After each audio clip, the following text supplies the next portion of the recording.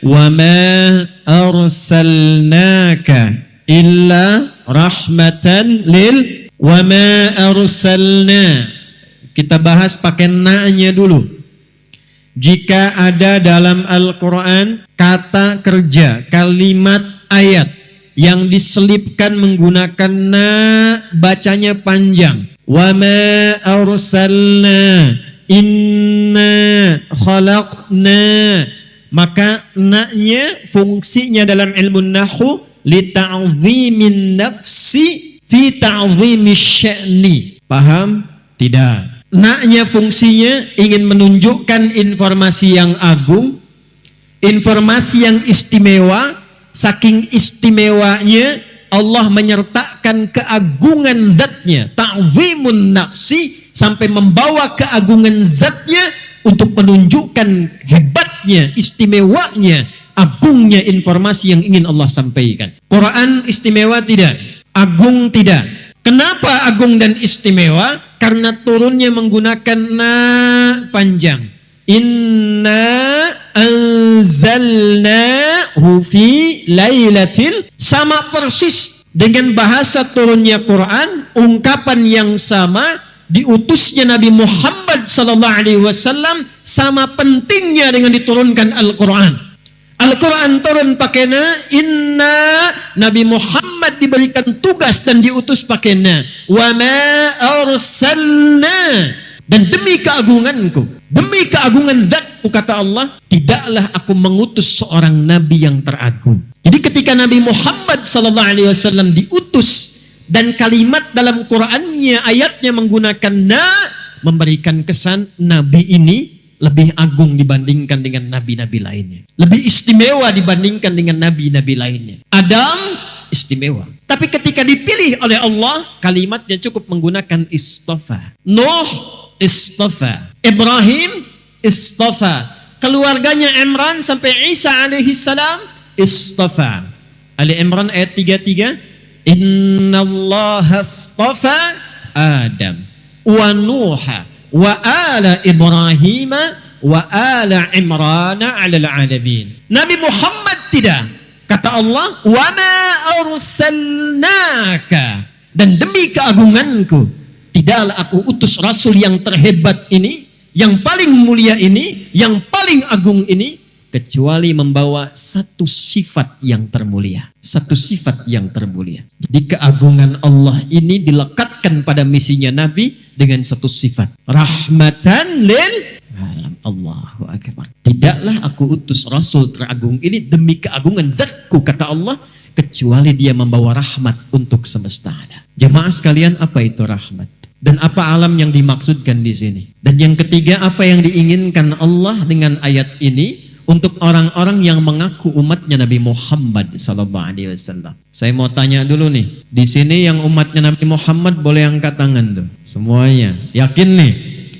Baik, kita cek dulu nih. Di sini yang pernah cela orang angkat tangan. Di sini yang pernah bikin hoax angkat tangan tuh. Di sini yang pernah merendahkan orang angkat tangan. Tuh. Saking susahnya ngangkat tuh paling banyak, makanya nggak bisa ngangkat tuh ya. Kalau mencela itu rahmat bukan? Merendahkan orang itu rahmat bukan? Merampok itu rahmat bukan? Menghina itu rahmat bukan? Saya tidak utus Nabi Muhammad, kata Allah, yang teragung itu kecuali bawa rahmat. Dan tidak pernah ada orang mengaku umatnya Rasulullah kecuali mendapatkan percikan dari rahmat itu. Itulah yang sekarang coba kita akan kaji. Pulang dari sini, insya Allah setiap kita berubah menjadi pribadi yang dirahmati oleh Allah Subhanahu wa ta'ala. Cukup dengan amin, kita ngaji dulu tuh. Ayo, satu, kita mulai pelan-pelan. Bismillahirrahmanirrahim. Gak usah diikuti. Saya mau mulai pelan-pelan. Satu, apa itu rahmat? Dua, apa itu al-alamin? Dan yang ketiga, apa ciri-ciri orang yang mendapatkan rahmat sebagai umatnya Nabi Muhammad sallallahu alaihi wasallam. Satu kali, coba dicek di hadis Muslim, nomor hadis 2539. Yang meriwayatkan sahabat Nabi, dulu agamanya Majusi. Kemudian bingung dengan Majusinya, dia pindah kemudian masuk Kristen. Lalu mendengar ada seorang mengaku Nabi di satu kota Yathrib yang berubah menjadi Madinah. 3 tahun sebelum Nabi wafat, tepatnya tahun 7 Hijrah, berangkatlah orang ini namanya Abdus Syams untuk mengkonfirmasi. Begitu melihat sosok ini, belum bicara, melihat wajahnya, senyumnya tulus, perhatiannya bagus, menyambut dengan keadaan yang baik, memperhatikan dengan sempurna. Pandangan pertamanya kepada Nabi menjadikan pribadi ini langsung jatuh cinta kepada Rasulullah sallallahu alaihi wasallam. Tanpa diminta masuk Islam, tanpa diajak, tanpa diceramahi, asyhadu an la ilaha illallah wa asyhadu anna Muhammadar Rasulullah. Sosok ini masuk Islam, lalu dirubah namanya oleh Nabi dari Abdus Syams menjadi Abdurrahman. Ini sanad ilmu boleh merubah nama kalau dari nama yang dibawa itu tidak membawa sifat dan makna yang baik, atau namanya bertentangan dengan sifat dan keagungan Allah Subhanahu wa taala. Ada di antara sahabat-sahabat Nabi yang dirubah namanya langsung oleh Nabi bila terkait dengan satu makna yang tidak baik, atau kedua bertentangan dengan sifat Allah Subhanahu wa taala. Abdus Syams, hambanya matahari. Kata Nabi, anta Abdurrahman, hambanya Allah yang penuh dengan rahmat. Maka diajarkan oleh Nabi sifat rahmat itu. Perhatikan kata Nabi, sayangi dengan tulus, au kama qala, perhatikan dengan mulia, rawat dengan baik, berikan perhatian yang mendalam, tebarkan kasih sayang dengan luas, entah itu kepada manusia, hewan, sampai dengan tumbuhan. Maka pulanglah sosok ini Abdurrahman. Di tengah jalan dia bertemu dengan anak kucing kecil. Kucing dibagi dua. Dibagi berapa? Ada kucing rumahan namanya Kitpun. Diserap oleh orang di Inggris, maka berubah menjadi bahasa Inggris Kitty. Ya, kucing rumahan. Makanya di rumah ada spray mereknya Hello Kitty. Kucing rumahan. Banyak dari bahasa Arab ke bahasa Inggris. Sukar, gula, jadi sugar. Kitpun, kucing, jadi kitty. Cat, kitty. Kalau kucingnya kucing liar, maka berubah namanya dari Kitpun menjadi Hurratun. Anak kucingnya disebut dengan Hurairah. Maka dibawalah anak kucing kecil itu, dipraktekkan tausiah yang singkat dari Nabi tadi. Jangankan pada manusia, hewan pun kemudian dibawa. Lalu dipraktekkan perawatannya pada anak kucing kecil ini. Malam dingin diselimuti, lapar disuapi, seperti ayah menyuapi kepada anaknya, seperti ayah melindungi anaknya. Maka setiap jalan kemanapun, dibawalah anak kucing kecil ini, dimasukkan ke dalam jubahnya. Karena itulah malam ini saya spesial pakai jubah untuk mencontohkannya. Dimasukkan ke dalam jubahnya, tiba-tiba di jalan berpapasan dengan Rasulullah, anak kucing kecilnya mengeong-ngeong. Keluar dia, terlihat oleh Nabi. Kata Nabi, anta Abu Hurairah. Kamu adalah bapak anak kucing kecil. Saking perhatiannya yang dalam, kasihnya yang dalam, memberikan kebahagiaan yang dalam, maka engkau berikan perhatian kepada anak kucing seperti ayah memperhatikan anaknya. Abu Hurairah. Itulah sejarahnya, ada sahabat Nabi yang disebut dengan Abu Hurairah. Nama ini bukan sekedar nama, tapi memberikan perjalanan kepada kita tentang arti menjadi seorang muslim. Mu'allaf datang pada Rasulullah, minta diajarkan tentang Islam. Yang diajarkan oleh Nabi pertama kali rahmatan lil alamin, sifat kasih yang dalam, sifat membahagiakan yang dalam, yang dengan itu kita selalu memikirkan yang baik-baik tentang apa dan siapa yang kita kasihi itu. Tempat rahmat disebut dengan rahim. Ibu punya rahim ya. Ibu-ibu punya rahim ya Bu. Saya tanya pada ibu, di dalamnya disayang tidak? Disayang. Miring kanan susah, miring kiri susah, telungkup nggak mungkin. Dijaga, supaya apa? Supaya yang di dalam itu merasakan kenyamanan dan kebahagiaan. Walaupun yang menjaga itu kadang-kadang merasakan hal yang tidak nyaman. Ada sebagian ahli hikmah mengatakan, kenapa anak-anak itu terlahir menangis? Ahli hikmah, mereka mengatakan karena mereka takut tidak mendapatkan lagi rahmat seperti didapatkan oleh rahim ibundanya. Jadi kalau kita ingin katakan apa rahmat yang dibawa Nabi, yang dibawa Rasulullah pertama kali ajaran kasih yang sangat dalam. Bagaimana melihat semua orang itu punya sifat baik. Karena itu saya sering mengatakan Allah sangat mencintai orang salah yang gemar bertobat, dibandingkan dengan orang soleh yang tidak pernah merasa salah. Jadi Islam itu selalu mengajarkan, lihat setiap orang pada potensi kebaikannya. Di Masjid An-Nur pernah saya tanyakan kan, kenal Firaun? Ayo bilang kenal sekali lagi, pulang saya. Malam ini juga saya pulang mumpung ada di Lanut tuh. Tahu Firaun? Kejam tidak? Kejam tidak? Bukan cuma kejam, ngaku Tuhan, ana rabbukumul a'la. Setiap melihat orang, kalau tidak nyaman, eksekusi. Antum untung hidupnya di masa sekarang tuh. Kalau hidup masa Firaun tuh, bosan Firaun. Saya nggak suka dengan rambutnya. Bukan disuruh cukur, pisahkan kepala dari badannya. Firaun. Makanya Nabi Musa ketika akan berdakwah, doa dulu. Supaya nggak cepat tersinggung karena kata-katanya menyakitkan, nusuknya dalam. Nabi kan kalau doa, sekali doa diijabah. Kalau Nabi Musa nggak punya sifat sabar, cepat bosanan, Firaun menghardik, ya Allah bosan, matiin aja, mati. Cuman buat kita nggak ada hikmahnya tentang indah dan kasihnya ajaran Islam yang sangat dalam. Firaun hobi bunuh orang, ngaku Tuhan, tapi se-Firaun-Firaunnya, tolong catat ini ya, se-Firaun-Firaunnya, Allah masih memberlakukan rahmatnya, diutus dua nabi sekaligus, Musa dan Harun. Quran surah 20 Taha ayat 43 sampai 44. Idhaba ila fir'auna innahu tagha. Musa dan Harun, sekarang kalian siap-siap pergi ke Firaun. Untuk apa ya Allah? Faqula lahu qawlan layyina la'allahu yatadhakkaru aw yakhsha. Dia sudah mulai bergeser dari kewenangan, dititipkan jabatan, dia menyimpang. Hati-hati Pak yang punya jabatan di belakang. Udah gak usah tepuk tangan.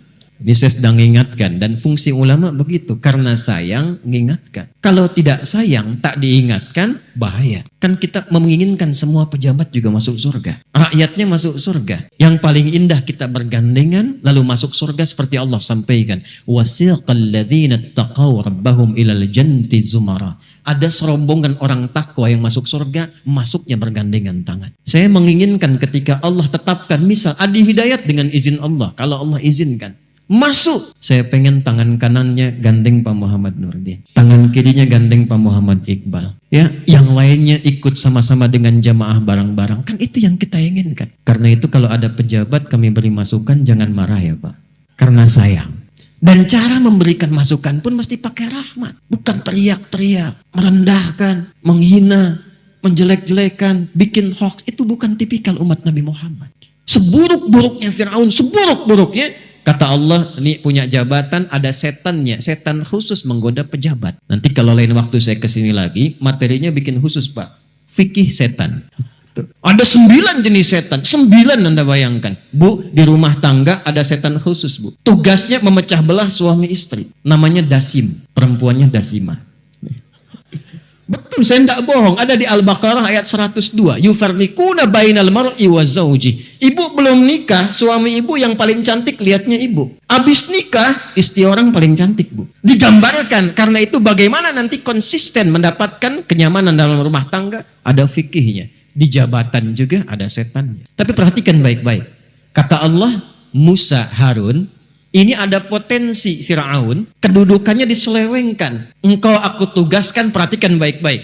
Bukan ingin menurunkan jabatannya. Datang kepadanya, sampaikan dengan lemah lembut. Supaya ia kembali pada kewenangan yang baiknya dan memberikan putusan-putusan yang bermaslahat. Faqula lahu qawlan layyina, katakan kepadanya dengan lemah lembut. Jadi yang paling indah dalam Islam, tidak ada satupun kemudian ajakan, tidak ada satupun arahan untuk menjatuhkan seseorang dari kekuasaannya, tapi berikan nasihat yang lembut untuk menyadarkannya supaya kembali pada kebaikan. Hati-hati, di jabatan ada peluang untuk menyeleweng. Tapi datang kemudian fungsi ulama, luruskan dengan penuh kesantunan dan kebaikan. Turun, faqula lahu qawlan layyina, katakan dengan lemah lembut. Saya mau tanya pada Anda, ini yang di depan Anda semua Firaun bukan? Firaun bukan? Bukan.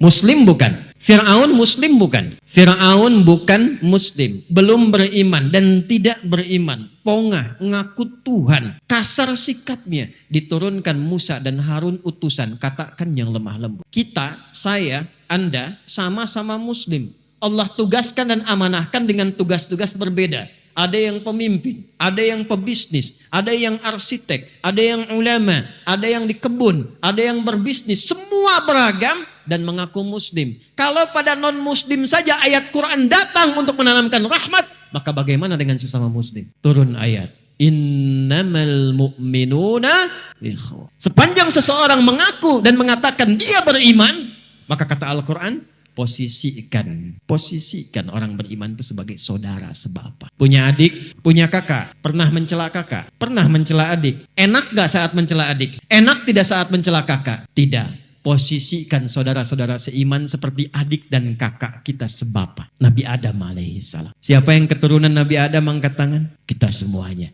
Nah, sepanjang kita disebut dengan Bani Adam 7 kali dalam Al-Quran. Kenapa disebutkan 7 kali? Salah satu hikmah hitungannya supaya 7 hari dalam sepekan kita menerbahkan rahmat dalam kehidupan semesta. Sayang, kasih, nyaman, toleran, kebaikan. Jadi kalau umatnya Nabi Muhammad sudah mengaku muslim, seharusnya tidak diajarkan lagi tentang toleransi. Tidak diajarkan lagi tentang kasih sayang. Karena ajaran yang sudah dia anut, semua membawa nama kasih dan sayang. Siapa nama Nabi kita? Wa ma arsalnaka illa rahmatan lil alamin. Maka Allah tidak cukupkan dengan nama dan misinya, maka diturunkan nama yang menjadi percikan dari sifat rahmat itu. Pilihannya langsung dari Allah, Muhammad. Ini saya kasih rahasia ya, tapi ini antara kita saja nih. Tolong jangan dibocorin ya. Nama Muhammad itu bukan nama pemberian manusia. Mungkin belum banyak yang tahu ini. Nama Muhammad itu pemberian dari Allah Subhanahu wa ta'ala yang diwariskan turun-menurun pada setiap nabi yang dilantik menjadi nabi dan rasul. Nabi Isa namanya dari Allah, betul. Yahya namanya dari Allah, betul.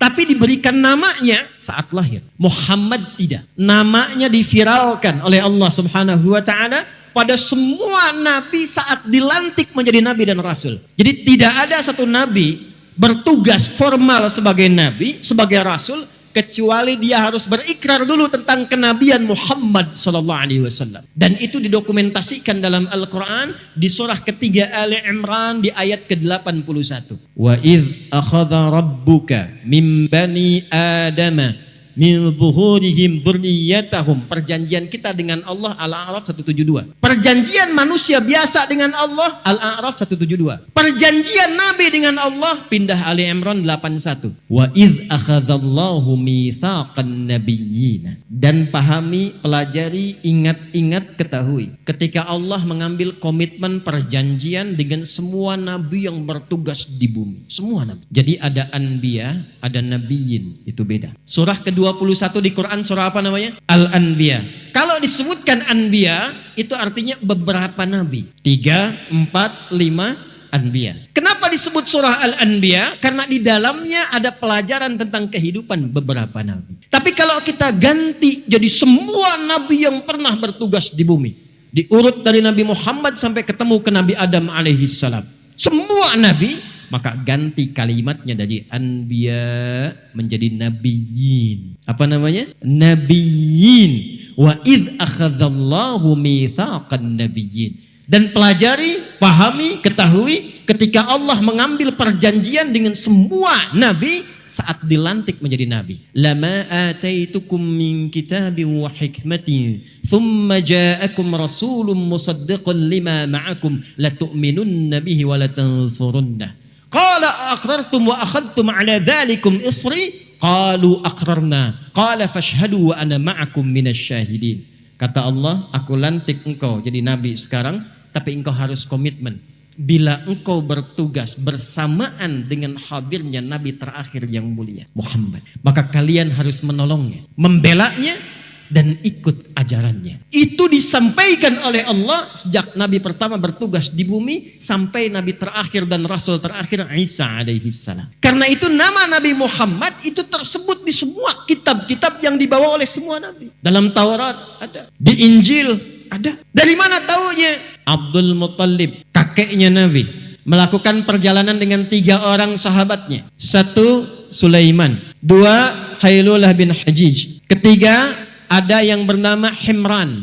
3 orang ini bersama Abdul Muttalib melakukan perjalanan ke Syams. Datang ke Syams, bertemulah dengan seorang pendeta Kristen, rahib pada masa itu. Maka ditanya, kalian dari mana? Kata Abdul Muttalib, kami dari Mekah. Tempatnya di sini, posisinya di sini. Kata pendeta ini, perhatikan baik-baik. Akan datang dari tempat kalian seorang nabi terakhir, nabi yang istimewa, namanya Muhammad. Namanya siapa? Jadi di masa-masa lalu namanya sudah ada, namanya Muhammad. Maka 4 orang ini sepakat, kalau nanti mereka punya cucu lahiran, orang pertama yang punya cucu akan diberi nama dengan Muhammad. Warisan dari nama yang disampaikan pendeta tadi, yang sanadnya tersambung sampai dengan ke atas. Maka ternyata yang punya anak duluan, putranya Abdul Muttalib, namanya Abdullah, dan lahirlah dari Abdullah itu, dari rahim istrinya Aminah radhiyallahu ta'ala anha, lahir seorang anak diberi nama siapa? Muhammad. Jadi bukan nama biasa. Pertanyaannya, apa artinya Muhammad? Tuh. Apa kaitan dengan moderat dan toleransi? Apa kaitan dengan rahmat? Muhammad itu bentuk superlatif, sirah mubalaghah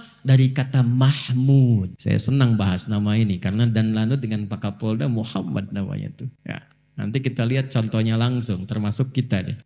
Mahmud. Jika ada orang punya sifat baik secara sosial, maaf, satu sifat saja, jujur tapi kurang sabar, itu Mahmud. Oh, jangan tunjuk orang Mahmud ente.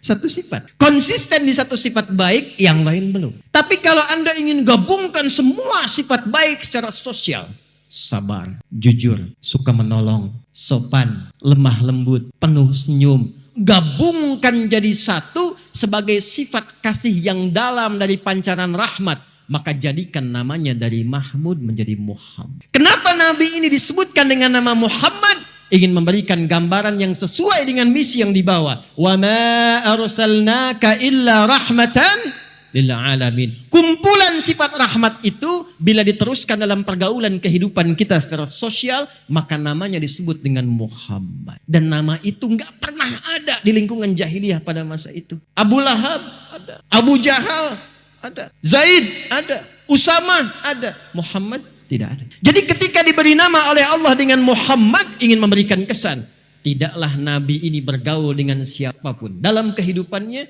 kecuali membawa contoh kemuliaan dan kebaikan. Balik ke hadis Muslim, nomor hadis 2539 tadi, riwayat sahabat Abu Hurairah. Beberapa sahabat datang kepada Nabi berkata begini, ya Rasulullah, tolong doakan sama Allah supaya mengazab dan melaknat orang musyrik itu, katanya. Udah didakwahin gak mau masuk Islam juga, dibaik-baikin masih ngejahatin juga. Ya Rasulullah, mohon angkat tanganmu, mohon doakan pada Allah supaya mengazab mereka. Apa jawab Nabi? Perhatikan baik-baik. Innama bu'ithtu rahmatan wa ma bu'ithtu la'anan.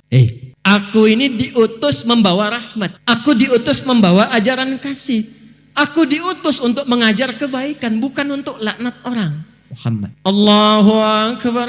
Salat depan Ka'bah, ruku. Begitu ruku, datang orang iseng naruh kotoran di punggung Nabi. Kotoran cukup banyak. Saya tanya antum deh ya, kalau sedang sholat ditaruh kotoran di belakang tuh, di punggung kita taruh kotoran.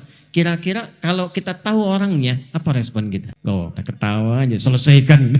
Bangun Nabi, selesai sholat, cukup dibersihkan kemudian dan dimaafkan oleh Nabi SAW. Alasannya sederhana, karena dia naruh kotoran itu bukan karena benci, karena tidak tahu tentang status Nabi. Yang paling tinggi lagi nih, Nabi datang ke Taif. Tahu Taif? Ya, lampu merah sonoan dikit tuh. Di Mekah diusir, datang ke Taif. Sekampung Taif diprovokasi satu orang, anak-anaknya keluar, remajanya keluar, dewasanya keluar, dia bawa batu lempar Nabi. Sampai perisai hidupnya Zaid, ya, anak adopsinya Nabi itu sudah terluka parah. Dibawa Nabi mundur, istirahat di bawah pohon, datang 2 malaikat penjaga gunung. Ini enggak tanggung malaikat nih. Kata 2 malaikat ini, ya Rasulullah, mud yadaika ilas sama au kama qala. Ya Rasulullah, angkat tanganmu ke langit, mohonkan kepada Allah saat ini, kami tidak senang melihat engkau cedera dan dilukai oleh mereka. Ya Allah, mohonkan ya Rasulullah, minta pada Allah supaya kami diizinkan mengangkat 2 bukit di Taif untuk menghimpit mereka yang telah menzalimi Nabi SAW. Apa jawab Nabi? La fa innahum qaumun la ya'lamun. Tolong jangan lakukan. Mereka itu belum tahu saja. Bukan karena benci dengan saya, cuman karena belum tahu. Yang belum tahu bukan disakiti, yang belum tahu diberitahu. Saya bermohon pada Allah, besok-besok di Taif ini ada orang tua, laki-laki, perempuan, anak kecil, yang dewasa, yang remaja akan mengucapkan asyhadu an la ilaha illallah wa anna Muhammadar Rasulullah. Belum selesai. Lihat kalimatnya nih. Ilahi, ila man takiluni, am ila qaribin yu'limuni, au ila ba'idin yu'dhini. Fa'ana radin. Tempat ini, kemana lagi engkau akan perjalankan aku? Apakah tempatnya dekat dari sini dan aku dilempari lagi? Ataukah masih jauh tapi aku akan disakiti lagi? Aku ridha ya Allah, sepanjang yang marah bukan engkau kepadaku. Tidak ada daya kekuatan kecuali atas rahmat-Mu ya Allah. Setelah keluar kalimat itu, maaf, itulah kemudian yang menjadikan Allah mengundangnya lewat peristiwa Isra dan Mi'raj. Rahmat bila dipraktekan, maka pemilik rahmat, Rahman dan Rahim itu akan mencurahkan semua karunia-Nya untuk mengangkat hamba-Nya. Ini kalau nyampaikan ini seringkali berhenti saya ceramah. Tapi penting untuk kita ketahui betapa rahmatnya Rasulullah kepada kita semuanya. Sampai Jibril mengatakan kalau disebut nama Muhammad, enggak sholawat yang dengar itu, keterlaluan orang itu. Sallu ala Nabi. Ini riwayat memang perlu diverifikasi tapi dalam. Tadi masih hidup, sekarang saat sekaratnya di ujung wafat. Dalam pangkuan Sayyidah Aisyah. Dibawakan kemudian sebaskom air oleh Fudail anaknya Abbas radhiyallahu taala anhuma. Yang kita ketahui berwudu kemudian sholat wafat di pangkuan Sayyidah Aisyah. Ada satu riwayat yang kalaupun kita perlu verifikasi. Perhatikan baik-baik. Datang Jibril sebelum wafat. Memalingkan wajahnya. Nabi bertanya, "Oh kama qala kama hadatha." Ya Jibril, kenapa berpaling? Kata Jibril, saya tidak ingin melihat kekasih Allah dicabut nyawanya. Nabi mengkonfirmasi apakah akan terasa kematian itu. Padahal Nabi sudah tahu. Karena ilmu kan disampaikan oleh Allah pada Nabi. Hanya ingin mengonfirmasi satu bagian yang akan didengar oleh umatnya di Riau ini. Perhatikan baik-baik. Kullu nafsin dha'iqatul. Setiap yang bernyawa pasti akan merasakan kematian. Tiba yang terpikir apa? Bukan dirinya, bukan sakaratul mautnya, yang difikirkan saya, Anda, kita saat ini. Lalu beliau mengatakan, ya Allah, kalaulah diperkenankan. Kalaulah diperkenankan, engkau timpakan seluruh rasa sakit yang dialami oleh umatku dalam sakaratul maut itu, timpakan kepadaku saat ini, supaya umatku nanti tidak ada yang merasakan lagi sakaratul maut. Timpakan kepadaku, kurang sayang apa lagi? Makanya malaikat Jibril itu paling sebel kalau ada orang disebutkan nama Rasulullah, setidaknya dia bersolawat. Ini tidak bersolawat, kata malaikat Jibril, raghima anfu rajulin, keterlaluan orang itu. Karena saking dalamnya rahmat. Dan yang paling menarik, ternyata ciri-ciri umat Nabi Muhammad SAW yang mengaku umatnya Rasulullah, yang pertama dia dapatkan setelah berislam sebagai pancaran dari semua ibadahnya itu adalah mendapatkan percikan rahmatnya. Mendapatkan percikan apa? Rahmatnya. Jadi kalau kita mengaku umatnya Rasulullah, cukup dengan mengatakan saya Muslim, umatnya Nabi Muhammad. Maka apa yang pertama kali dikonfirmasi oleh Nabi SAW? Ternyata maaf, bukan berapa rajin Anda puasa, bukan berapa banyak Anda sholat, bukan berapa kali Anda umrah dan haji. Yang pertama kali dikonfirmasi, berapa mulia Anda mempraktekkan hasil ibadah itu melalui akhlak dan kasih sayang dalam kehidupan. Yuk kita contohkan. Hadis sahih, hadis Muslim. Maaf ya, ada orang datang kata Nabi di hari kiamat. Ini cepet aja nih pakai terjemahan. Dia membawa pahala rajin sholat. Ya'ti yaumal qiyamati bi sholatin, rajin sholat. Hati-hati nih, kalau saya sampaikan dari Nabi berarti akan kejadian nih. Rajin sholat. 2 wasyamin, rajin puasa. 3 wazakatin, rajin zakat. Wa ya'ti qad syatama hadza. Cuman sayang kata Nabi, dia datang rajin sholat, rajin puasa, rajin zakat. Tapi saat yang sama ternyata membawa dosa, rajin mencela orang lain. Wa qadzafa hadza, rajin menuduh orang lain. Wa daraba hadza, rajin bertengkar dengan orang lain. Sama-sama muslim, sama-sama sholat, tapi senang mencaci satu dengan yang lainnya. Sama-sama ngaji, ngajinya Quran. Sunnahnya sunnah Nabi Muhammad SAW. Tapi sama-sama rajin menuduh. Ada yang begitu sekarang? Ayo jawab, kenapa diam? Ada tidak? Ada tidak? Yang paling dahsyat tuh yang terakhir tuh. Wasafaka damahat. Ada yang kelihatannya sholat, rajin kumpul-kumpul, tapi ternyata tidak membekas dari sholatnya, dan dia menumpahkan darah membawa nama Islam di dalam. Tembak orang, Allahu Akbar. Bom orang, Allahu Akbar. Dan tidak dibenarkan dalam syariat. Dan itu kejadian. Ini sering kali saya bahas ya untuk tidak pernah berulang. Insya Allah tidak akan kejadian lagi di Negara Kesatuan Republik Indonesia. Kapolda Pak Iqbal itu waktu kejadian bom di Jalan Tamrin itu, buar meledak itu Bu. Saya itu sedang di Lampung Bu. Itu jamaah interupsi angkat tangan. Ustadz, apakah bom di Jalan Tamrin termasuk jihad fisabilillah? Saya bilang, Mas, sependek pengetahuan saya, jihad fisabilillah itu jihad di jalan Allah, bukan di Jalan Tamrin. Kata Nabi akan ada umat yang aneh-aneh begitu tuh. Nah kalau ada yang begitu, itu berarti belum belum berhasil sholatnya. Karena orang kalau sudah sholatnya benar itu, yang pertama dikonfirmasi itu bukan berapa panjang rukuknya, bukan berapa panjang sujudnya, tapi yang dikonfirmasi oleh Allah, innas sholata tanha anil fakhsya'i wal itu. Apa itu fakhsya? Keburukan yang bersumber dari syahwat. Pornografi, porno aksi, LGBT, kata-kata jorok, kata-kata kotor. Jadi kalau ada orang sholatnya benar, tidak akan pernah terlibat dalam pornografi. Kalau ada orang sholatnya benar, tidak akan melambat. Bukan di sini nih ya, bukan di sini nih. Jakarta sono ada yang tangkap sama polisi, makasih itu. Malam-malam kena razia. Nama siapa?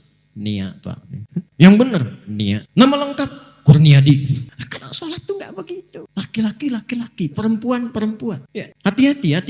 Jangan sampai Anda sholat, ternyata diperiksa di handphone yang dibawa dalam sholat gambar-gambar yang tidak elok. Itu fahsya, Joni. Itu fahsya. Jadi nggak mungkin ada orang sholat, melanggar ketentuan sholat, keluar dari rahmat, berbuat fahsya. Itu mustahil. Zina, fahsya. Selingkuh, fahsya. Betapa banyak sekarang orang ketangkap karena selingkuh. Paling sebel begitu masuk ke pengadilan pakai kerudung. Begitu ditangkap pakai peci. Ya. Dan ini yang pertama kali dikonfirmasi. Orang sholat itu pasti pancaran pertamanya rahmat. 2, mungkar. Keburukan yang diingkari oleh hati, sumbernya maaf, nafsu perut dan akal. Menipu, mungkar. Bikin hoax, mungkar. Berselisih, mungkar. Merampok, mungkar. Membunuh, mungkar. Korupsi, mungkar. Yang dicek oleh Allah pertama kali konfirmasinya, sekali lagi, bukan berapa panjang Anda rukuk dan sujud, berapa banyak Anda menebarkan rahmat selepas sholat. Karena itu sholat ditutup dengan kalimat rahmat, damai, tenang, tentram.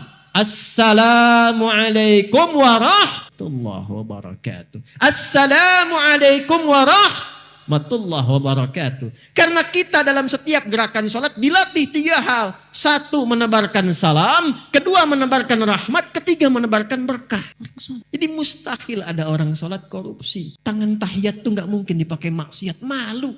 Tiap hari jari telunjuk nih pakai tahiyat. Bahkan ada yang gerak-gerak begini tuh.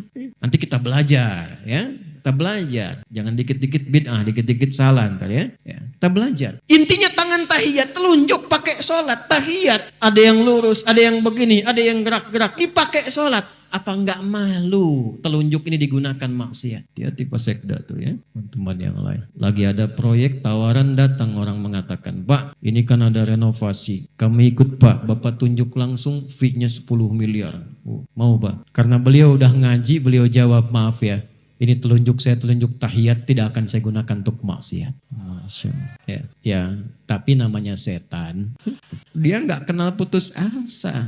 Antum bari takbir aja digoda. Udah baca belum hadisnya? Kalau belum sholat semua fokus. Tapi begitu Anda takbir kata Nabi, setan datang. Goda orang sholat namanya khanzab tuh. Kata Nabi dia tanamkan semua hal yang tidak ingin diingat jadi ingat. Anda kan tadi pas takbir Isya udah beda kan? Ini ustadznya bener ada nggak gitu kan? Tadinya nggak begitu. Jadi begitu takbir muncul semua. Artinya apa? Setan kadang melampaui itu. Tolak. Jari saya jadi tahiyat tidak akan pernah dipakai maksiat. Balik lagi dia. Rapat balik Pak. Nambah katanya Pak 20 miliar. Bentar deh saya istikharah dulu. Gak boleh ada istikharah dalam maksiat Pak. Ya. Istikharah. Nah itu perilaku itu ada. Apa yang terjadi? Jangan main-main tuh hadis Muslim. Standar kedua dalam sahih di bidang hadis. Bukhari dan Muslim. Sahih. Maka apa yang terjadi? Maaf ya, maaf nih. Kalau ada orang sholat lalu mencela. Dan nggak tanggung-tanggung yang dicela imamnya tuh. Begitu keluar tuh imamnya belagu banget tuh. Baru lulus dari pesantren aja Yasin. Padahal maghrib sholatnya misalkan. Itu maaf tuh. Kalau ada orang sholat lantas mencela orang lain. Itu pahala sholatnya langsung ditransfer kepada yang dicela itu. Jadi Masya Allah tuh. Enak tidak dicela? Pengen. Ditransfer. Ini baru pulang umrah nih. Habis umrah misalnya, maaf nih. Ya, membanggakan diri, menzalimi orang. Zakat. Habis zakat misalnya mengangkat status, merendahkan yang dizakati. Ya izin Pak, ini saya ada zakat. Memang gak banyak, cuma 25 juta. Waduh Pak, terima kasih banyak Pak. Semoga Bapak berkah. Enggak, ini kan dari Allah saja. Ini kan kewajiban saya, Bapak kan miskin. Misal. Memang keluar tapi nyakitin. Itu terima uangnya. Saat Anda menerima itu, Anda mendapatkan plus transferan pahala zakat dia pada Anda. Itu begitu seseorang berbuat baik dalam amalan ritual, berbuat buruk secara sosial, terjadi transfer pahala kepada yang dizalimi.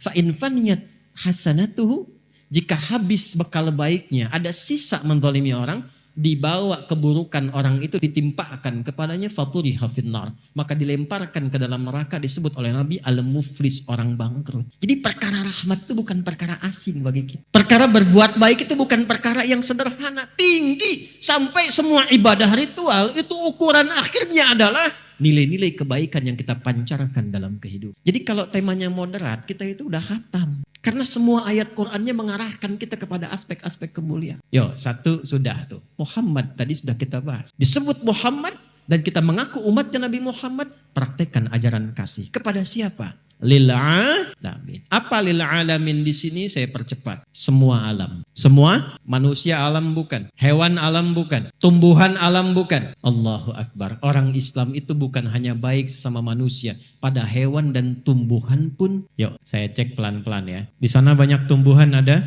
Tadi lewat tumbuhan kan. Boleh nggak nginjak sembarangan? Boleh nggak nyabut sembarangan? Nih yang saya gambarkan bukan yang itu. Yang ingin saya gambarkan, dalam suasana damai saja nggak boleh ya. Yang mau saya gambarkan suasana perang yang sedahsyat-dahsyatnya. Yang paling dahsyat. Tidak ada kasih sayang, tidak ada kebahagiaan. Makanya di surat At-Taubah, Al-Bara'ah, surah 9, itu kenapa dibukanya tidak dengan Bismillahirrahmanirrahim. Semua surat pakai Bismillahirrahmanirrahim. Cuma surah At-Taubah satu-satunya yang tidak dibuka dengan Bismillahirrahmanirrahim. Tapi Bismillahirrahmanirrahim tetap jumlahnya 114. Karena yang tidak ada di At-Taubah diganti di An-Naml ayat ke-30. Wa innahu min Sulaimana wa innahu bismillahirrahman. Kenapa At-Taubah enggak pakai Bismillahirrahmanirrahim? Karena At-Taubah itu izin membela diri saat diinvasi, saat diserang, saat dijajah. Datang pasukan mau menghancurkan Nabi di Madinah. Turun izin bela diri, disebut dengan jihad. Tapi karena dalam jihad praktek militer itu ada peperangan, tak ada rahmat Allah, tak ada kasih sayang dalam perang. Maka tidak dibuka dengan Bismillahirrahmanirrahim. Silahkan tanya pada para pertempur ini. Ada nggak dalam perang pakai kasih sayang? Izin nembak ya, sakit nggak? Maaf ya, nggak ada begitu. Nggak ada bidik-bidik, kunci-kunci, tembak-tembak, nggak ada kasih sayang. Cuman sedahsyat-dahsyatnya perang, maaf, dalam Islam tuh aturannya ketat. Jangan cabut tanaman. Di mana ada aturan itu?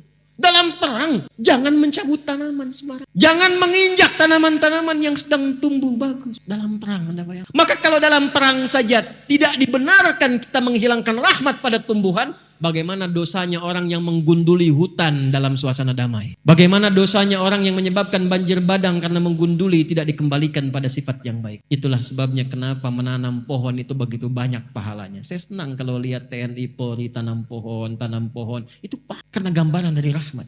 Jadi Islam tuh jangankan pada manusia, tumbuhan dijaga. Hewan, tahu kambing? Tahu kambing? Tahu kambing? Disembelihnya dijatuhkan dulu atau dibiarkan berdiri sembelih? Jatuhkan dulu. Jatuhkannya lemah lembut atau kasar? Oh masa? Lihat wajah-wajahnya nggak pede itu. Lihat dalam Islam sampai diajarin zikirnya. Teman-teman tinggal buka YouTube, klik ya cara menenangkan kambing sebelum disembelih. Itu ada, tutup dengan telinga ke matanya, bacain depannya, tidur kambingnya. Kalau sapi bacain tenang, jatuhkan lembut, jatuh sendiri. Dalam Islam cuma diajarkan. Yang paling hebat, tajamkan pisaunya sebelum penyembelihan. Kata Nabi, tajamkan pisaumu supaya tidak menzalimi hewan yang akan disembelih itu. Dan dipastikan sekali tarik selesai, bukan digorok-gorok begini. Dan hebatnya, tajamkan pisaumu dan tidak dilakukan di depan hewannya. Awas Idul Adha tuh, jangan sampai terjadi. Diasah depan kambingnya. Sabar ya. Ini bentar nih, paling sebentar klik habis. Ini saya lihat ada aja habis disembelih, kepala kambingnya kasih rokok. Mana oknumnya sini tuh? Itu menghilangkan rahmat. Anda bayangkan hewan. Dan betapa banyak ada orang dapat ampunan Allah karena hewan. Dan dapat azab karena hewan. Pernah dengar ada seorang perempuan, maaf bu ya, bukan ibu yang di sini nih. Ya. Seorang perempuan yang dihukum di neraka gara-gara menyiksa kucing. Pernah dengar kisahnya? Miara kucing sengaja tidak diberi makan, dizalimi, tidak diberi minum, hanya diperhatikan sampai datang mautnya. Direspon oleh Nabi dengan kalimat yang sangat luar biasa dahsyat. Akan diperlakukan serupa ia di neraka. Tapi sebaliknya, Seorang perempuan malam yang divonis oleh manusia-manusia dengan perempuan yang kotor, perempuan yang bernajis, taubat hanya karena seekor hewan yang lekat dengan najis di dalamnya. Karena anjing kehausan. Perhatikan indahnya ajaran Islam. Anjing kehausan di ujung sekaratnya. Dalam keadaan mencari minum, ditemukan oleh seorang perempuan malam, datang lewat. Ada kisah mengatakan dia mengambil bagian dari selop sepatunya. Ada yang mengatakan dia mengambil benda di sampingnya. Lalu mengambil air ke sumur diminumkan ke anjing itu sampai dia segar kembali. Begitu itu dilakukan dengan ketulusannya karena Allah. Lewat anjing hidup lagi diterima taubatnya oleh Allah. Dia belajar dari anjing itu. Anjing yang najis saja, yang dihukumi haram, dikecam oleh manusia, kadang disebut najis. Dia bisa mulia dan hidup kembali. Maka saya pun ketika diburuk-burukan, dijelekkan, dinajisi oleh orang, pasti ada peluang untuk bertobat. Lewat anjing jadi taat. Bukankah ada satu hewan yang disanjung dalam Al-Quran, anjing di surah Al-Kahf itu? Dan disebut sebagai anjing yang dihidupkan dan bisa menikmati surga. Jadi bagaimana Islam mengatur? Pada tumbuhan bagus, pada hewan baik. Maka pada manusia yang derajatnya lebih tinggi daripada tumbuhan dan hewan seharusnya lebih dari itu poinnya. Dan yang paling utama sifat rahmat itu dicontohkan dulu sesama muslimnya, baru keluar. Ya, Muhammadur Rasulullah. Quran surah ke-48 ayat 29. Muhammadur Rasulullah walladzina ma'ahu asyidda'u 'alal kuffar ruhama'u bainahum. Ruhama pemilik rahmat. Kata Allah, sifat umatnya Nabi Muhammad itu sesama umat Nabi Muhammad, sesama muslim, dia tebarkan rahmat. Bukan menebarkan perselisihan, bukan menebarkan cemoohan. Nah, seringkali terjadi perselisihan dan cemoohan itu babnya satu, karena kurang pengetahuan. Allahu Akbar. Bismillahirrahmanirrahim. Bid'ah nih, keluar dari sak. Harusnya tidak pakai basmalah, harusnya langsung. Alhamdulillahi Rabbil Alamin. Cuma persoalan bismillah antara keras dengan pelan dengan silent, tiba kemudian tidak saling kenal. Assalamualaikum. Beda manhaj. Hati-hati, babnya ilmu. Maka apa yang harus dilakukan? Satu, setelah kita mengerti sifat umat Nabi Muhammad yang disebut dengan Muhammad, maka yang kedua, pelajari ilmu-ilmu yang terkait dengan rahmat itu. Ada ilmu yang terkait dengan ibadah, ada ilmu yang terkait dengan muamalah. Jangan bertengkar pada urusan ibadah yang furu'iyah. Yang pokok kita luruskan, sepanjang sama-sama pokok. Muslim, nabinya Nabi Muhammad, kiblatnya masih ke Mekah, Tuhannya Allah, rukun Islamnya 5, rukun imannya 6. La ilaha illallah, Muhammadur Rasulullah. Enggak ada penyimpangan, saudara. Kalau kelihatan beda, dia bismillahnya kencang, yang ini bismillahnya sir, yang ini enggak ada. Cek, kok bisa Nabi dikeraskan? Kok bisa Nabi disilentkan? Kok bisa Nabi enggak baca? Oh, begitu dilihat riwayatnya 70 hadis. Kapan Nabi tidak membaca basmalah? Di awal-awal riwayat Nabi datang, diangkat jadi rasul. Belum turun kemudian ayat pemisah di antara surah-surah Al-Quran. Semua surat nyambung. Al-Baqarah langsung ke Ali Imran. Ali Imran langsung nyambung ke An-Nisa. An-Nisa nyambung ke Al-Ma'idah sampai ke An-Nas. Anak kecil belum balik tanya pada Nabi. Namanya Abdullah, bapaknya Abbas. Dikenal dengan Abdullah bin Abbas radhiyallahu ta'ala anhuma. Ya Rasulullah, apakah Allah tidak menurunkan pemisah antara surat satu dengan yang lain sehingga umat di masa depan bisa membedakan mana satu surat dengan yang lain? Maka diturunkanlah karena pertanyaan itu ayat tunggal. Bismillahirrahmanirrahim. Maka dibacakanlah setiap membacakan surah dari Al-Fatihah sampai dengan An-Nas kecuali surah At-Taubah. Khusus Al-Fatihah kadang Nabi ngimamin dibaca bismillahnya dengan kencang. Bismillahirrahmanirrahim.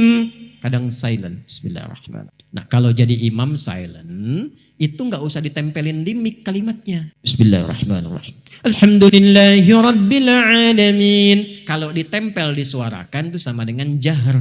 Silent. Ada yang enggak dibaca sama sekali. Alhamdulillahi Rabbil Alamin. Ada yang dibaca rakaat pertama. Riwayat sahabat Abu Hurairah. Nabi ngimami Bismillahirrahmanirrahim. Alhamdulillahi Rabbil Alamin. Rakaat pertama. Rakaat kedua. Alhamdulillahi Rabbil Alamin. Bismillah gak dibaca. 4 cara 70 hadis. Keempat cara ini namanya manhaj. Semua himpunan yang tersambung ke Nabi. Tapi kan gak mungkin kita pilih keempat-empatnya. Gak bisa Ustaz. Lanut Rusmi Nuryadin ini lanut istimewa. Semua sunnah Nabi dikumpulkan. Jadi imam di masjid. Skuadron 16. Begitu takbir. Allahu Akbar. Bacakan keempat-empatnya. Bismillahirrahmanirrahim. Bismillahirrahmanirrahim. Nggak dibaca sama sekali. Mesti pilih salah satu. Ketika dipilih salah satu, bahasa Arabnya ma dhahaba ilaihi. Apa yang ingin diambil untuk memudahkan. Imam Syafi'i memilih keraskan. Ma dhahaba ilaihi Syafi'i. Imam Malik, Imam Abu Hanifah memilih enggak dibaca. Ma dhahaba ilaihi Malik wa Abu Hanifata. Imam Ahmad memilih di silent. Ma dhahaba ilaihi Ahmad. Karena kepanjangan ma dhahaba ilaihi disingkat madhab. Madhab Syafi'i, madhab Maliki, madhab Hanafi, madhab Hambali. Madhab itu bukan pendapat pribadi. Madhab itu pilihan yang tersambung itu jalurnya ke Nabi SAW. Karena nggak mungkin dibaca keempat-empatnya. Jelas? Jadi nggak ada hubungannya termasuk dengan NU dan Muhammadiyah. Bismillahirrahmanirrahim. NU nih. Bismillahirrahmanirrahim. Alhamdulillahi Rabbil Alamin. Muhammadiyah. Karena saat ayat itu turun Muhammadiyah, NU belum lahir. Ini penting nih saya kasih tahu nih. Saya 2010 tugas di Mekah Pak. Ya, nyambut jemaah haji pertama Isya. Jadi begitu masuk samping saya persis jemaah pertama. Imam saya sudes. Istau.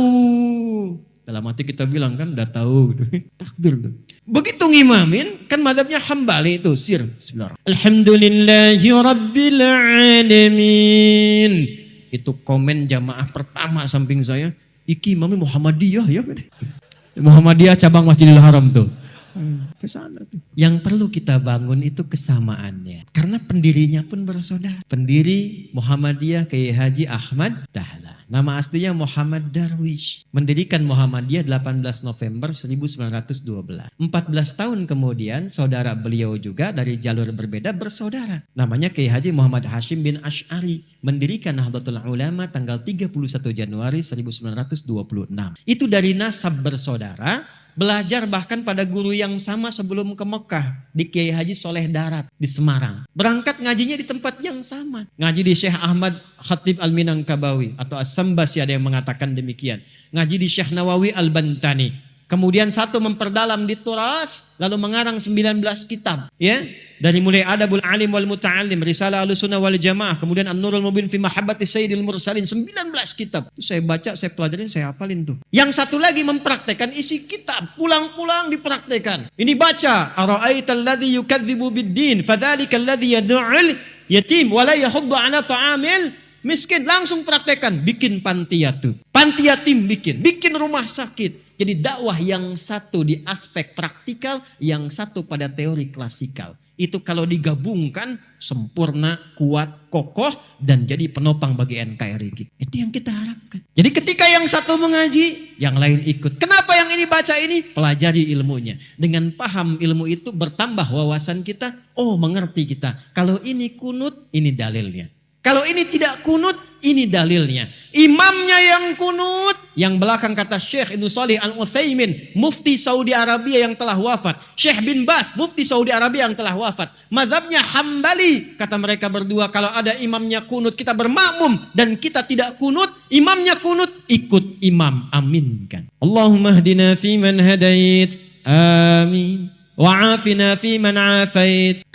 Imamnya tidak kunut, yang di belakang biasa kunut, bermakmum di belakang imam dan imamnya tidak kunut, ikuti dan tidak perlu sujud sahwi. Jelas? Jika depan imamnya kunut, aminkan, jangan baca yang lain-lain. Allahumma hdina fi man hadait. Bid'ah. Gak selesai-selesai. Ulama sudah menyampaikan hukum. Yang salaf sampai yang khalaf. Yang dulu sampai yang sekarang. Mereka hafal Quran, hafal hadis, hafal riwayat, hafal sejarah. Keluarkan hukum. Kunut boleh, tak kunut boleh. Jadi imam kunut ikuti, imam tak kunut ikuti. Selesai masalah. Antum dari wajah udah kelihatan. Imam bukan, ulama bukan. Hafal Quran setengah juga enggak. Tuh kan? Baca masih belepotan. Hadis pakai terjemahan. Ya, sejarah enggak tuntas. Lalu bisa memberikan fatwa. Cita-cita masuk surga, ente siapa? Bawaannya ribut terus. Yang kunut benar, yang tak kunut benar, yang salah, yang tidak sholat subuh. Paham? Jadi bab ilmu itu sangat penting. Ini bab ibadah. Jadi mulai sekarang saya minta, saya mohon. Ngajinya yang tuntas. Kalau bisa tingkatkan kualitas. Kalau takbir sampai salam saja, betul, bagus. Sah sholat, pahala dituliskan. Tapi barokahnya sholat kita nggak dapat. Apa barokahnya itu? Membuat kita semakin lebih baik. Saya ulang, membuat kita semakin lebih baik. Jadi kalau kita cuma takbir begini, Allahu Akbar. Tahu ilmunya, bacaannya sampai dengan salam. tapi tidak mengerti apa yang kita bacakan. Maka untuk mempraktekkan salam rahmat dan barakah, Assalamualaikum warahmatullahi wabarakatuh. Assalamualaikum warahmatullahi wabarakatuh. Nggak dapat kita. Pahala dituliskan, prakteknya minim dipraktek. Itu yang menjadikan orang sholat lisannya masih kasar. Orang sholat tangannya masih berbuat maksiat. Satu-satu. Kalau besok-besok saya sholat, contoh nih, maaf, angkat tangan begini apa maksud? Kenapa mengucapkan Allahu Akbar? Kenal Abu Bakar enggak? Oh, bagus. Abu Bakar itu satu-satunya sahabat Nabi yang kalau takbir baru takbir itu langsung nangis. Makanya waktu Rasul tunjuk jadi imam, beliau katakan, ya Rasulullah jangan saya. Saya ini orangnya perasa, takutnya malah nggak khusyuk. Makmumnya nanti sulit ikutin saya. Kata Nabi, udah kamu ini banyak protes imam. Kenapa? Karena beliau berusaha memahami bacaan yang dibacakan. Lihat baik-baik. Allahu Akbar. Angkat tangan ke belakang, buang urusan dunia ke belakang. Jangan bawa-bawa dalam sholat. Ini yang menyebabkan seseorang sering tidak khusyuk dalam sholat karena dunia dibawa dalam sholat. Lisannya Allahu Akbar, tapi maaf dalam sholatnya handphone Hu Akbar. Allahu Akbar, tang ting tung ting tang ting tung. Tang ting tung, batalin sholatnya, angkat, halo bentar lagi sholat, jauhkan, buang dunia, pasrahkan. Tapi yang penting apa? Anda, saya, kita berikrar dalam sholat, ya Allah hanya Engkau yang paling agung, yang aku agung. Tapi dalam kehidupan bahkan sebelum sholat kadang aku merasa agung dibanding yang lain, sombong dibanding orang lain, merasa paling berilmu, merasa paling punya uang, merasa paling punya kedudukan. Padahal dalam sholat pun bisa Engkau wafatkan saat ini, ya Allah aku taubat, ya Allah aku taubat. Makanya setelah takbir langsung dia mengatakan, Allahumma ba'id baini wa baina khatayaya kama ba'adta bainal masyriqi wal. Nah, ya kecil di ujung khatayaya, ya kecilnya itu ngaku salah. Kalau dalam bahasa kitanya gini, ya Allah, aku ini mengagungkan Engkau, mengatakan Engkau yang paling tinggi, tapi aku ngaku salah, ya Allah, aku banyak salah. Ngaku tinggi pada orang, sombong pada orang, angkuh dengan tetangga, yang merasa hebat dibanding pasangan. Aku taubat, ya Allah. Jauhkan antara aku dan kesalahan yang aku bawa dalam sholat jauh timur dan barat. Aku takut kalau dalam sholat diwafatkan masih membawa kesalahan. Lalu kita pasrah. Wajjahtu wajhiya lilladzi fataras samawati wal hanifan muslima wa ma ana minal inna salati wa nusuki wa mahyaya wa mamati lillahi rabbil. Itu paham gak tuh saat dibaca? Itu kan bahasa bebasnya begini, ya Allah, kalaupun Engkau wafatkan aku sekarang dalam sholatku ini, aku pasrah ya Allah, sepanjang Engkau ampuni dosaku, dan aku berjanji kalau selesai sholat masih hidup, aku akan berjanji dia orang yang lebih baik dari sebelum aku itu sholat. Terakhir sekarang, sholat selesai, sesama muslim sudah baik, belajar ilmunya. Apakah yang tinggal di Pekanbaru ini orang Islam saja? Ada non muslimnya tidak? Ada non muslimnya tidak? Perhatikan tuntunan Nabi. Kalaupun dalam kehidupan kita beribadah, jangan pernah memaksa. La ikraha lakum dinukum, ibadah masing-masing. Tapi ketika diatur hubungan muamalah, interaksi sosial dalam kehidupan, di pekerjaan, bertetangga, berkebun, Anda menemukan di dalamnya bukan hanya orang Islam tapi non-Muslim, maka hukumnya berlaku universal bersama-sama. Diatur dari yang paling kecil sampai yang paling besar. Yang paling kecil, Anda tinggal di komplek, ada orang Islam, tetangganya non-Muslim, Nabi samakan semua hukumnya. Hukum makanan, hukum senyuman. Senyum kepada yang Muslim, senyum pada non-Muslim. Anda ketemu tetangga yang Muslim senyum, yang non-Muslim gak senyum. Kok gak senyum Pak? Maaf ya, ibu kafir sih. Oh Masya Allah. Itu dicatat oleh malaikat dosa tuh. Tulis. Senyum Anda pada orang Islam harus sama dengan senyum Anda pada non-Muslim. Jika ke orang Islam senyumnya 100%, pada non-Muslim senyumnya 100%. Izin komandan, hati-hati nih. Di TNI, di Polri, Jati, di pengadilan, mohon izin, di kantor-kantor, gak semuanya orang Islam. Mesti adil. Kalau memang yang layak promosi jabatan non-Muslim, promosi. Kalau yang layak yang Muslim, promosikan. Tapi tanamkan nilai-nilai kebaikan, nilai-nilai keadilan, sehingga ketika ditanya, dan terima kasih, bukan terima kasih. Islam yang mengajarkan saya untuk bersikap adil dalam tugas saya. Ketika itu dilakukan, maka dia kenal Islam. Kalau kemudian kenal dan memahami lantas mengucapkan asyhadu an la ilaha illallah wa asyhadu anna muhammadar rasulullah, itulah pahala yang melekat pada amanah kedudukan. Pada Anda yang tidak punya kedudukan tapi bertetangga, Allahu Akbar. Ingat hadis ini? Siapa yang masak makanan, baunya sampai ke tetangga, maka bagilah tetangga itu walaupun hanya, hafal yang ini nih kuahnya. Jadi ini biasa masak sop ayam, ayamnya dia makan, kuahnya dikasih tetangga. Tetangganya tanya, kenapa kami dikasih kuah? Hadis Nabi Pak, ini korban terjemahan nih. Maksud Nabi, nanti besok-besok itu orang banyak kreatif bikin bumbu-bumbu. Memang yang dimasak itu cuma, maaf, sekali singkong, tapi bumbunya bumbu rendang. Diambil dari Bukit Tinggi, bikin rendang singkong. Bumbunya rendang, yang dimasaknya apa? Bagi tetangga supaya nggak salah persepsi. Dikiranya memang betul rendang, ternyata rendang bagi. Tapi hadisnya belum selesai. Saya pengen tanya, apakah Nabi pernah mengatakan kalau tetangga Anda muslim saja? Tidak. Nggak ada redaksinya begitu. Makanya ratakan. Bikin rendangnya, kirimkan ke setiap tetangga yang bisa dibagi. Jangan dilewat yang non muslim. Yang Islam bagi, Pak Haji bagi, Bu Haji bagi, Bu Ustadz bagi, tetangga biasa bagi. Tiba-tiba pastor keluar, Pak kayaknya enak rendangnya. Emang sih Bapak sih salah, tokoh kafir. Enggak boleh, dosa tuh. Itu alih-alih dapat pahala langsung tulis dosa, coret. Datangi, ketuk rumahnya. Selamat pagi, ada apa Pak Haji? Ini ada rezeki.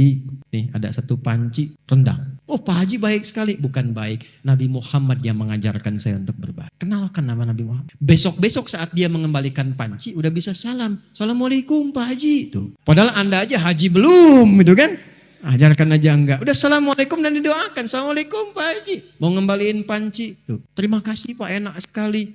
Cuma mau nanya aja, kira-kira hari ini Nabi Muhammad ngajarin berbagi lagi enggak?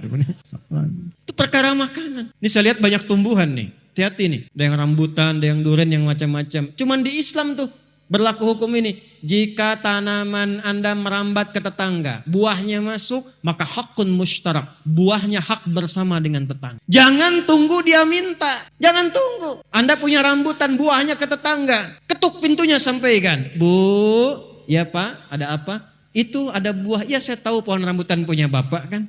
Betul, pohonnya punya saya. Tapi buahnya ke tempat ibu. Jangan tunggu sampai menguning, sampai memerah. Ibu pengen saat hijau pun ambil aja. Gak usah minta izin sama saya. Aturan dari mana Pak? Nabi Muhammad mengajarkan saya jangan sampai tetangga menikmati dengan pandangan dan menyapu sampahnya saja. Dia mendapatkan bagian yang sama untuk mengambil buah. Di mana ada aturan begitu? Cuman itu aturan buat buah aja. Kadang repotnya dia gak tahu ketika ayam Anda main ke pekarangan dia tuh. Besok dia datang, Pak, Nabi Muhammad tuh berkah banget ya, ayam Bapak enak banget nih. Nah, saya menginginkan suasana begini nih antar umat Islam itu. Jadi kita internal diperbaiki, sama orang-orang sekitaran kemudian berbuat baik. Jaga itu sampai wafat. Jaga itu sampai wafat. Karena kita nggak tahu kapan kita pulang. Mungkin pulang malam ini. Kenapa pada diam ini? Kan udah gelap banget tuh, ya.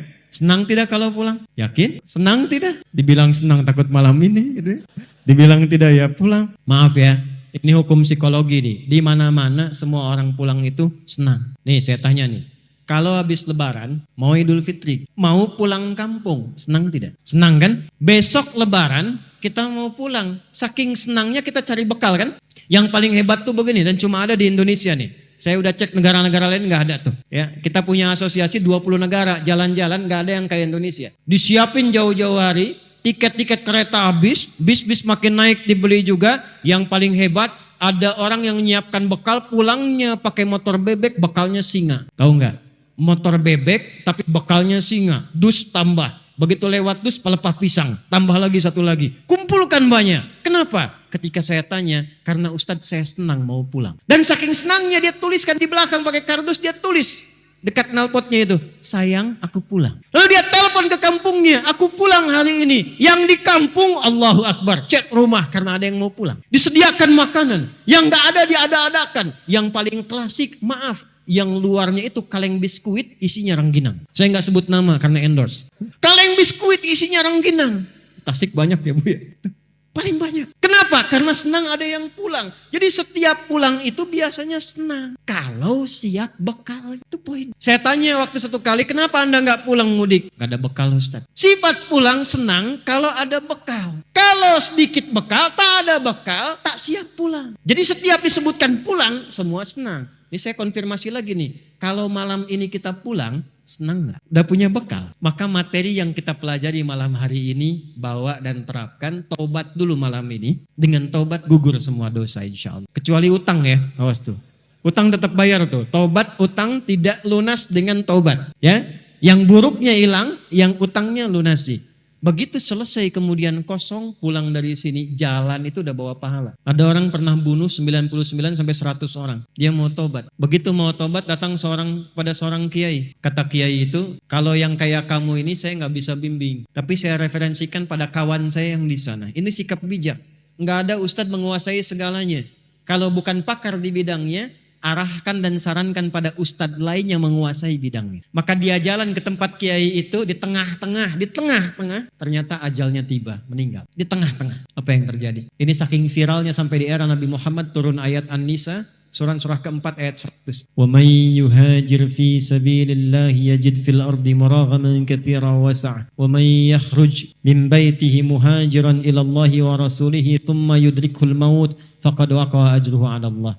Siapa yang bertekad merubah dirinya lebih baik, kalau dia masih ada ajal hidupnya, maka oleh Allah akan dilimpahkan ketenangan. Jadi kalau mau berubah jadi baik, bukan dunia dulu yang dikasih, bukan materi, bukan pangkat dulu, diberikan ketenangan di hatinya oleh Allah supaya menerima kebaikan. Setelah itu baru dilimpahkan, kedudukan tambahkan, harta tambahkan, ilmu tambahkan. Tapi kalau dia ingin berubah tiba-tiba wafat di pertengahan, maka jalan kakinya itu menggugurkan dosa-dosanya. Taubatnya diterima, tapak kakinya dihitung sebagai amalan baru. Maka orang tadi yang pernah membunuh 100 orang, maaf, dia meninggal di pertengahan jalan ke majlis ilmu untuk mengaji, di tengah-tengah belum sampai belajar, meninggal di tengah. Allah perintahkan, catat amalannya untuk menggugurkan dosanya. Dan catat tapak pertama kakinya untuk mengantarkan dia ke surga. Ada yang pernah bunuh orang di sini? Gak apa-apa, mumpung ada Kapolda.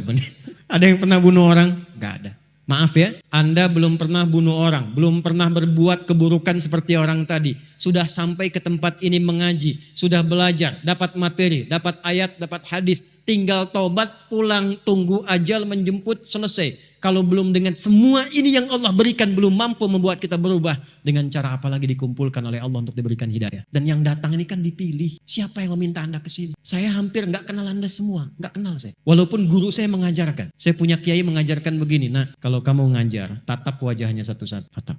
Nanti saat malam bangun tahajud, berdoa, bayangkan wajah-wajah itu. Kamu taubat, lalu mintakan ampunan dan kasih sayang Allah untuk semua yang ngaji, yang pernah ngaji dengan. Dan minta sama Allah supaya yang disampaikan merasap ke hati mereka. Mintakan kebaikan kepada. Saya tidak kenal dengan Anda pada umumnya. Tapi yang terpilih hadir di sini, Anda siapa yang menggerakkan? Karena Adi Hidayat gak ada apa. Kalau bukan Allah yang berkehendak, mustahil Anda pengen datang dari jam 4. Ada yang bilang jam 2, datang duduk-duduk nunggu. Siapa yang menggerak? Kalau bukan Allah sayang pada Bapak dan Ibu, menggugurkan dosa, mengangkat derajat, untuk apa dikumpulkan kita duduk sampai malam hari ini? Bertakwalah kepada Allah, karena waktu pulang itu tidak kita ketahui. Bisa jadi Anda duluan, saya belakangan, bisa. Atau keadilan Allah terjadi, diputar. Saya belakangan, Anda duluan, mungkin. Salah ya. Ini saya kasih motivasi yang terakhir nih. Maaf, sampai jam berapa kita ini? 12, 10 ya. Nah, silakan etikap sampai jam 12. Saya habis ini selesai. Lihat sini. Ini kisah sering saya viralkan di berbagai tempat untuk motivasi. Saya sering nyampaikan cerita, bukan ngarang-ngarang, ini kisah asli. Ada seorang kakek tua, sudah pasti kakek tua ya. Tinggalnya di daerah Pasar Rebo ke atas. Pekerjaannya sederhana, bukan pejabat, bukan orang kaya, tapi orang yang sangat viral di lingkungan langit. Itu bahasa singkatnya begitulah yang saya bahasakan. Dari mana bisa menyimpulkan demikian? Ini kakek cuma jagain musola di daerah, di desa. Tapi tiba-tiba datang orang Qatar ke tempat itu dan mengatakan, saya ingin merenov musola ini supaya menjadi lebih besar dan bagus. Saya cuma tanya pada Anda, tolong pikirkan tuh, di mana orang Qatar, dari Qatar ya, Qatar bukan Tanah Abang tuh. Dari Qatar datang ke Pasar Rebo, ke kampungnya ke atas, bertemu dengan kakek itu dan mengatakan, saya pengen renov musola ini dan Anda yang harus merawatnya. Perhatikan cara Allah memuliakan seorang hamba. Sepakat kakek itu direnov. Begitu jadi dimaksimalkan mengerjakan amanah itu. Yang ngepel, yang ngelap, yang bersihkan, yang adzan, yang qomat, yang imamin kakek itu. Yang luar biasa. Kamis nih, sama persis nih kita malam Jumat, Kamis, ba'da asar. Beliau setelah menunaikan tugas sedang puasa, nunggu-nunggu buka. Berkhidmatnya di rumah Allah, bekerjanya karena Allah, hidupnya dimuliakan Allah, diwafatkan pun dalam keadaan terbaik, hari baik, sedang puasa di rumah Allah ba'da asar. Cuman tiduran di karpet dan cara wafatnya indah. Merem melek, nunggu buka, meninggal. Ya ayyatuhan nafsul mutmainnah, pulang. Ketika dia berniat mendekat kepada Allah, diwafatkan di tempat dia bertugas dalam keadaan termulia. Mengenakan pakaian terbaiknya, sedang ada di rumah Allah, selepas dia sholat, sedang berpuasa, nunggu berbuka, tidurnya enak banget. Merem melek, meninggal. Tuh hati-hati belakang tuh, saya lihat tuh ada yang merem melek tuh ya. Lihat itu. Maka saya mau katakan setelah ini kita berdoa, pulang ke tempat masing-masing, istiqomah di jalan Allah. Ya, sama Allah dekati sholat yang baik mulai sekarang. Perbaiki di keluarga, jangan Anda bahagia-bahagia tenang duduk ternyata di rumah belum selesai. Sama istri masih saling cemberut-cemberutan, sama anak belum selesaikan. Pulang dari sini islah. Dengan tetangga selesaikan. Supaya tugas kita selesai saat pulang nyaman. Terakhir, untuk teman-teman di TNI, di Lanut ini khususnya. Kemudian juga ada yang Allah berikan kemuliaan dengan seragamnya. Di Polri, Kejati, Pengadilan, dan yang lain-lain sebagainya. Seragam itu bukan hanya kehormatan dunia, tapi itu persaksian yang dibawa ketika menghadap kepada Allah Subhanahu wa Ta'ala. Dan berbahagialah di posisi Bapak ini, ternyata seragam itu dihargai tinggi oleh Allah Subhanahu wa Ta'ala. Ketika dikenakan pada nilai kebaikan, dia yang menjadikan status kita terhormat di hadapan Allah. Perhatikan kalimatnya, فَلْيَعْبُدُوا رَبَّ هَذَا الْبَيْتِ الَّذِي أَطْعَمَهُمْ مِنْ جُوعٍ وَآمَنَهُمْ مِنْ خَوْفٍ. Dekati Allah pemilik bait ini yang telah memberikan ketahanan dalam ekonomi dan kekuatan dalam keamanan, ketentraman, dan kenyamanan. Para ulama ada beberapa yang menafsirkan orang-orang yang tugasnya menjaga ketentraman, keamanan, kenyamanan, demi masyarakat itu tenang, bisa ibadah tenang, baca Quran tenang, kerjanya tenang, ibadahnya nyaman, dan dikenakan seragam itu, maka dia masuk dalam kategori jihad fi sabilillah. Kalau wafat, seragam itu mengantarkan dia terhormat di hadapan Allah Subhanahu wa Ta'ala. Tapi ketika seragam itu dilumuri dengan nilai-nilai maksiat, maka itu yang merendahkan dia di hadapan Allah Subhanahu wa Ta'ala. Karena itu sekarang kita akan saling mendoakan, kita doakan sama-sama, masyarakat saling mendoakan. Kemudian yang Allah titipkan amanah dengan ilmu, seperti kami para ulama, kita doakan supaya diikhlaskan, mencerahkan, menyatukan. Ya, saya harap terutama musim-musim sekarang jangan terpecah belah. Saya ulang, ini tegas saya sampaikan. Jangan terpecah belah, jangan saling merendahkan. Kita doakan karena yang paling penting itu NKRI-nya. Ulama kita, pejuang kita telah mengeluarkan keringat, darah, air mata untuk melahirkan negara kesatuan Republik Indonesia. Jangan kemudian kita terpecah, jangan kita teradu domba. Kita kokoh dekati Allah, silahkan masing-masing punya pilihan masing-masing, tapi jangan merendahkan satu dengan yang lainnya. Rahmat Allah tidak selalu diberikan kepada mereka yang paling terlihat ibadahnya, tetapi kepada mereka yang paling jujur hatinya. Bisa jadi ada amalan yang sederhana, namun dilakukan dengan ikhlas, dengan hati yang rendah, dan dengan niat yang benar. Itulah yang paling bernilai di sisi Allah, maka jangan pernah merasa kecil hanya karena ibadah kita belum sempurna. Dan jangan pula merasa tinggi, karena amal yang terlihat banyak.